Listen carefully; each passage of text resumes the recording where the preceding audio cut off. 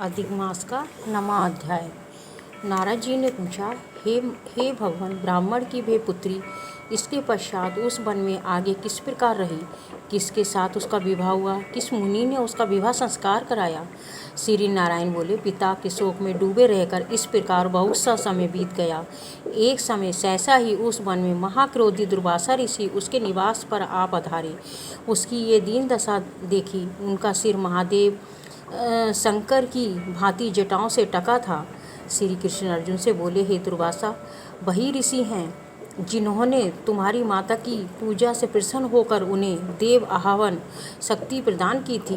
एक बार रुक्मणी के साथ जाते समय मैंने उन्हें रथ में बिठा लिया था। मार्ग में दोनों को प्यास ने सताया। रुक्मणी ने अपने सूखे अधरों और तालू को दिखाकर मुझे जल लाने को कहा। मैं जल के हेतु पद आघात करता हुआ पैरों से चलकर वहाँ प्रिया के प्रेम में निमग्न हो उसे भोगवतीपुरी ले गया। वहाँ रुक्मणी ने प्यास को शांत किया। महर्षि दुर्वासा का तत्क्षण महाक्रोध हुआ। प्रलय अग्नि की भांति उठकर उन्होंने श्राप दिया, हे कृष्ण, तुम सदा अपनी प्रिया के प्रेम में निमग्न रहते हो। तुमने उसके ही कारण मेरा तिरस्कार किया है। वे अपनी श्रेष्ठता दिखाकर पानी पीती ही है, अतः तुम दोनों का वियोग होगा। अनेकों तीर्थों के जल से जिनकी जटाएं भीगी रहकर जिनको सुशोभित करती हैं, ऐसे ही महान तपस्वी महर्षि दुर्वासा को उस ब्राह्मण बालिका ने देखा। तब वे अपने शोक विहल मुख को ऊपर उठाकर ऋषि को नमस्कार करती हुई उठ खड़ी हुई और उन्हें अपने आश्रम में ले गई। अपनी कुटिया में महर्षि दुर्वासा अर्धपाद एवं नाना प्रकार के जंगली फल फूलों से आतिथ्य करके वे बालिका विनय करती हुई बोली, हे महाभाग, अत्रि गोत्र कुल के सूर्य, आपको मेरा नमस्कार है। आपके आगमन से मेरे भाग्य का उदय हुआ है। आज मेरे सभी व्रत सफल हुए हैं, सभी पुण्य सफल हुए हैं, मेरा जीवन सफल हुआ है। ऐसे वचन कहकर वे बाला मौन होकर बैठ गई।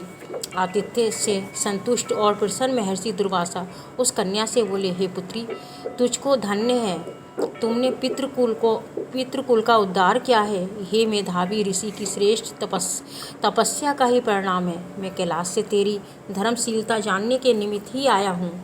अब मैं जल्द ही बद्री का आश्रम पहुँचूँगा। वहाँ श्री बद्री नारायण के दर्शनों की इच्छा से जा रहा हूँ। महर्षि दुर्वासा को संतुष्ट एवं प्रसन्न देखकर ब्राह्मण वाला कहने लगी, हे ऋषिराज, आपके दर्शन पाकर मेरा दुख का सागर सूख गया है। भविष्य में भी मुझे अपने शुभ की संभावना दिखलाई देती है।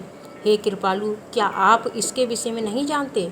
कृपा करके इस अग्नि से मुझे बचाइए। हे तपस्वी, शीघ्र ही मुझे उचित उपाय बताओ। मुझसे विवाह करने की कोई भी इच्छा नहीं करता है। इससे तो मैं शुद्रा हो जाती तो ठीक था।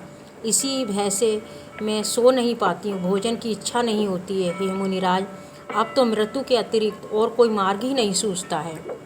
9वां अध्याय समाप्त हुआ। नमस्कार। हर हर महादेव।